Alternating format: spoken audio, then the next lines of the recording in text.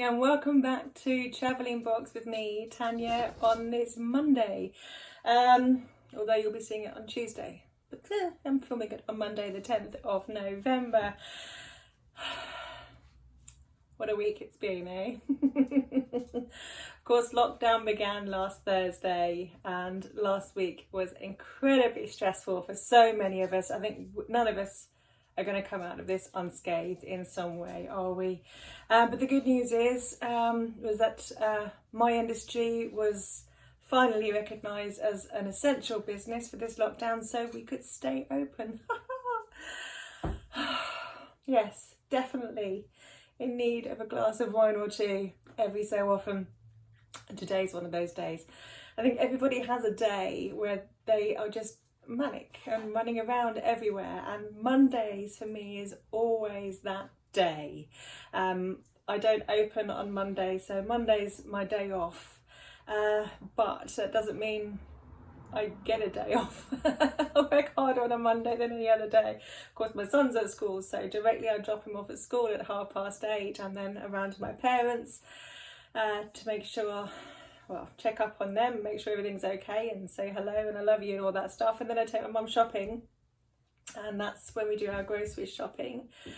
And then, you know, my bin day is on Tuesday, so it's emptying the bins and cleaning out the cat litter trays and all of that stuff that needs doing at a time when my son's not home is crammed in before 3 o'clock when I pick him up, and then I can go whew, and deflate a little bit. So cooking on a Monday for me is key to de-stressing my days away. But I'm starting my cooking a little bit earlier this evening because I want to watch Boris Johnson's update. I doubt whether he's got anything new to say. I suspect it's about the vaccine that's being created with a they reached a 90% success rate, so you never know. Something good might be around the corner and we can get back to some semblance of normality. Hi Tori, hi Luna. Yes, the dogs are all around me because they can smell the food. As you all know, if you watched our holiday at Canterbury, which was the last holiday of this year, I like lasagna. But I like my lasagna. I like the way that I cook it. Vegetarian lasagnas that you can buy are usually minging. No offence to vegetarian lasagna manufacturers, but they are not good. They're really not. So I like to make my own lasagnas. But I always cook lasagna in bulk. It's impossible to cook a lasagna for 2 people and not waste a ton of ingredients. So when I make a lasagna, I make it in bulk. But the beautiful thing is, it's infinitely brilliant for freezing, and that's what makes it great for caravanning. Freezing it down in these, I buy these by the ton. I do a lot of batch cooking because, you know, it's cheaper to buy things in bulk. And if you're going to light the stove for a meal, you may as well batch cook as much as possible. And my freezer is full of batch cooking, or my casseroles, my stews, my bolognese, everything that I make in bulk and then freeze it down either into these foil trays or into just bags, freezer bags. And then, you know, on a day when I'm a little bit busy and don't have time to cook something, I've got ready meals in the freezer, but they're my home cooked ready meals, and I still feel like I'm getting goodness into my son, and I know what's gone into them, and I know that we're going to like them, because it's a bit hit and miss whether I'm going to like something or not.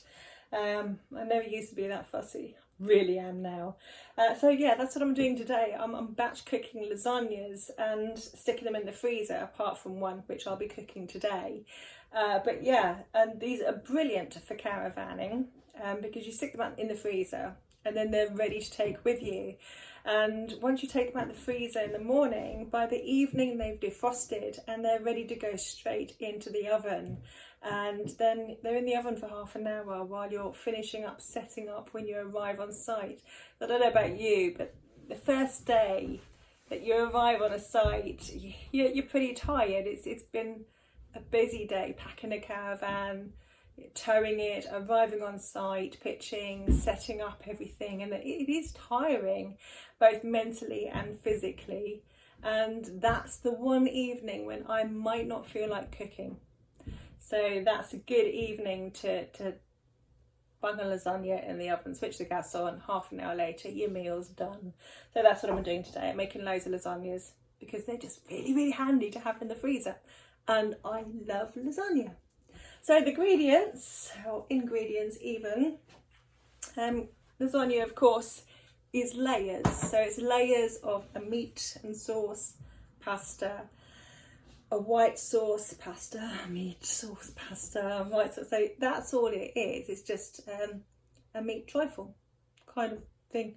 So if we start with the meat sauce layer, I couldn't get my mince today. Lockdown has created some kind of panic buying mentality, because the mince that I absolutely love, which is Naked Glory mince, was nowhere to be found today, amongst other things that I couldn't get. So I found this one, and I've not tried this one before, but it's twice as much mince for the same price as the one that I normally buy, which is Naked Glory. This is the Meatless Farm Company. So we'll see. I'm kind of hoping I like this one as much as the other one, or nearly as much, because at half the price, that is well worth getting if it's as good. And certainly a lasagna is a good way to try it. Chopped tomatoes, tomato puree, garlic, Italian herbs, olive oil, and the old favourite Worcester sauce, and some salt and pepper, and diced onions. So that make up my meat layer. When it comes to the lasagna sheets, I do like fresh lasagna sheets. I've tried the dry ones. They never come out as nice.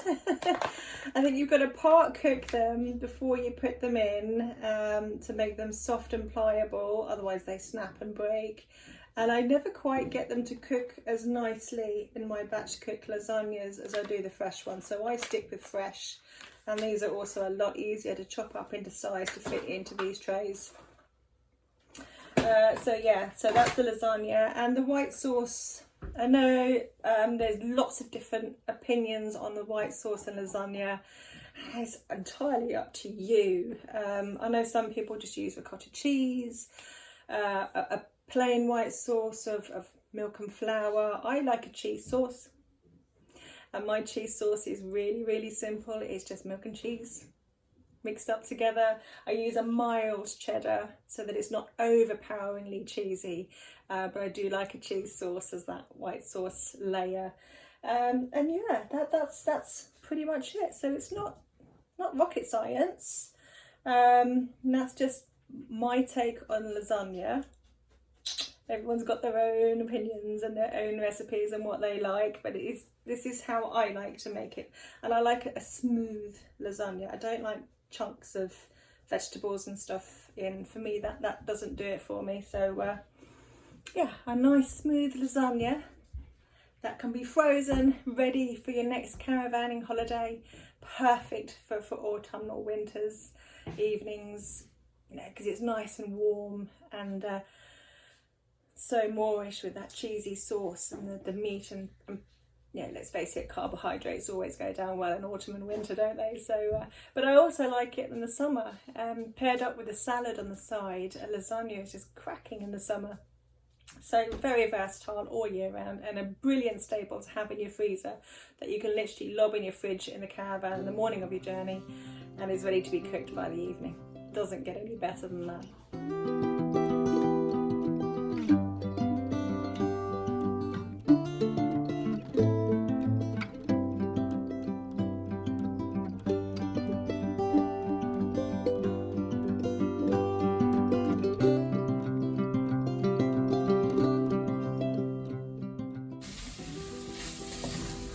Now, many of my recipes, especially sort of bolognese and things like that, I like chunky onion, because I love onions, really do love them. But in a lasagna where I want a smooth base, I want diced onions, and so, you know, for the sake of ease, I just lob in loads of frozen diced onion. But I lob them in at the same time as the vegetarian mince. Vegetarian minces, plant-based minces, are different in behaviour to real meat, obviously. So you're not looking to brown the meat, it won't brown. It stays that fake pink colour. So I'll put the meat in at the same time as the onion, and really what I'm looking to do is to soften the onion. And by the time the onion is soft, I know that the meat is cooked well enough to work well as the base for the meat.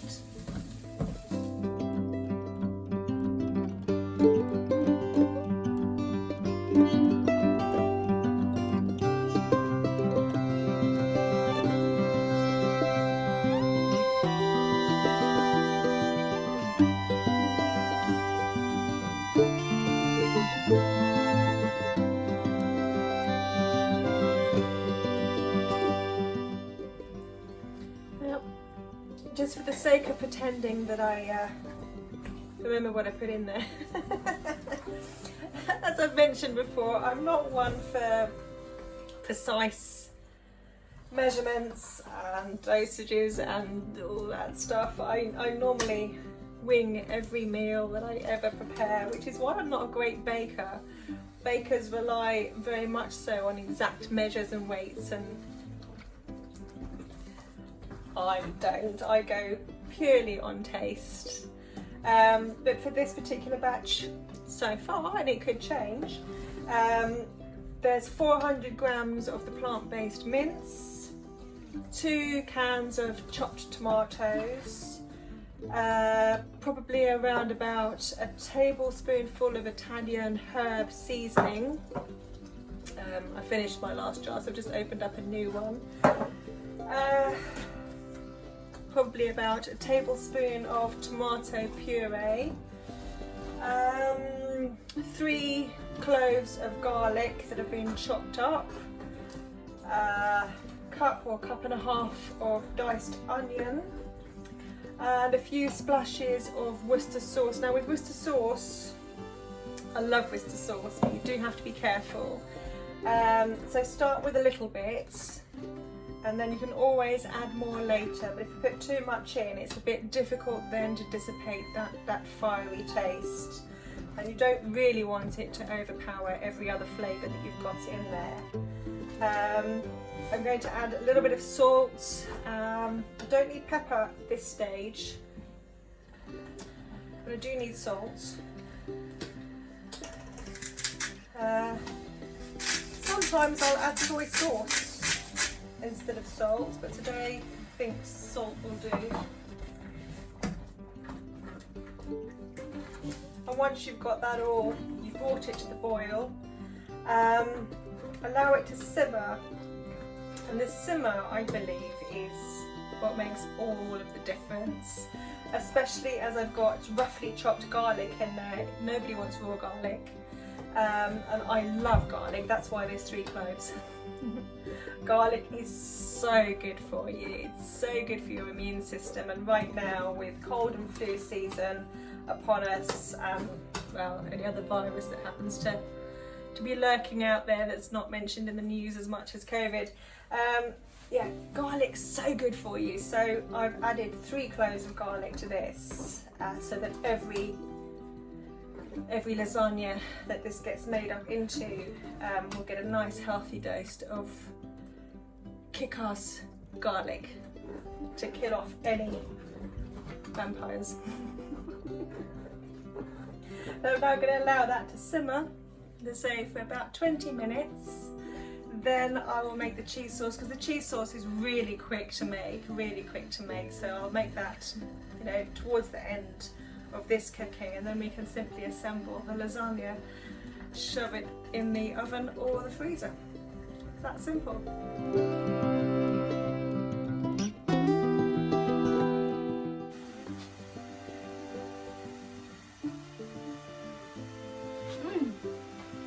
Delicious. So after about 15 minutes on the simmer, and adding some cracked black pepper, a little bit more of Worcester sauce, it's time now to make the cheese sauce. And my cheese sauce is really, really easy. Lob in some milk, lob in some cheese, mix it all together, and that is it.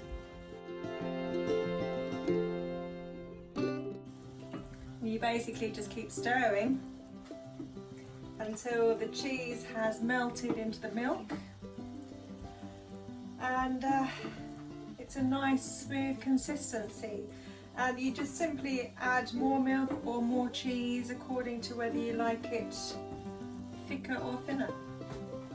Really doesn't get any easier than that.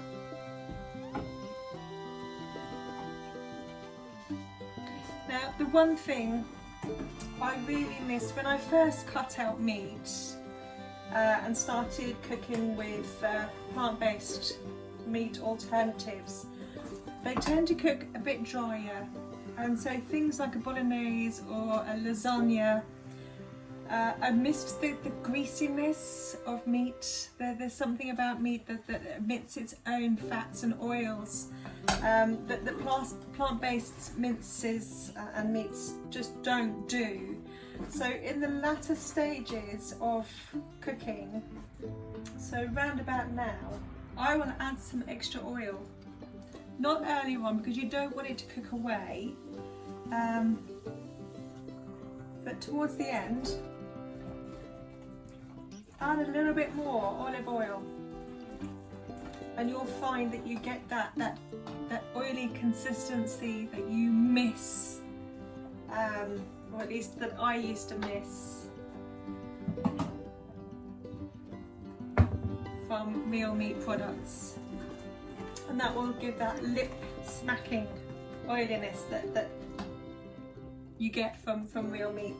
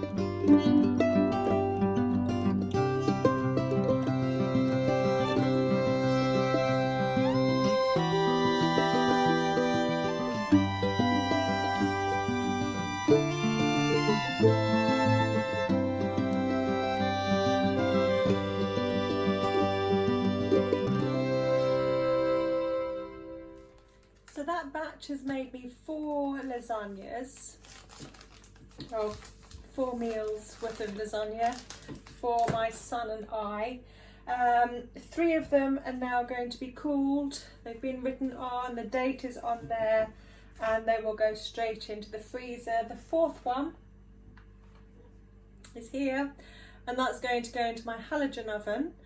I'll set it to 200 degrees Celsius and cook it for 20 minutes before taking off the lid, and then cook it for a further 10 minutes so that I get a nice brown topping, which is just so scrummy.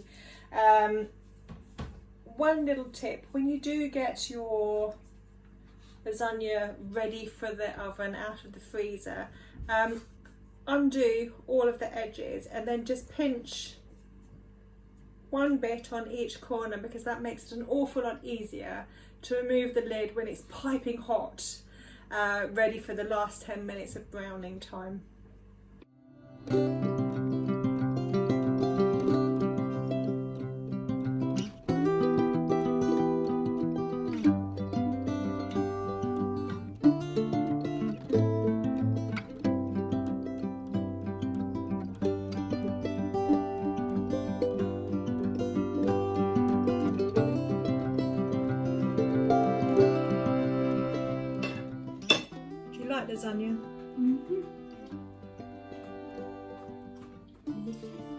about this lasagna?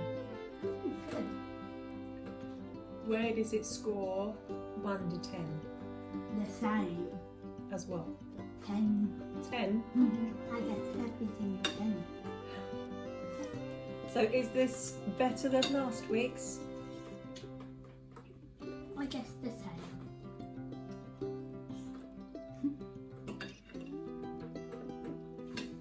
Not discernible, are you? Mm-mm. No. If it's food, you like it. Mm-hmm. Anything I can eat. It fits, it's.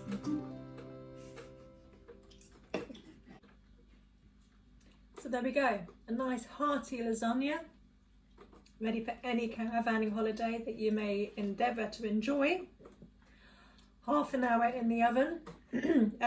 I would say that cook it when it's defrosted and not when it's frozen. At home I will cook it from frozen and it will take around 50 minutes.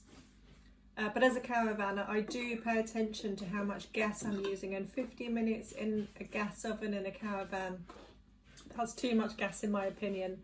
So I will only cook this when it's defrosted, and then it's, you know, half an hour and you've got a perfectly baked lasagna.